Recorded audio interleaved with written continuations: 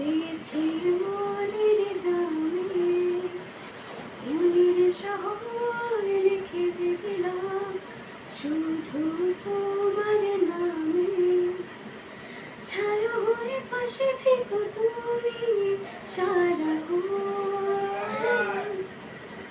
ও তুমি আমার, শুধু আমার, তুমি আমার আপন।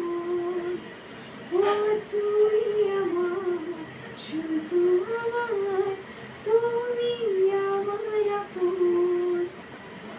অসাধারণ। আসলে আরো বলার ছেড়ে হয়তো আপনি গান করতেন, আমি সেটা বুঝতে পেরেছি।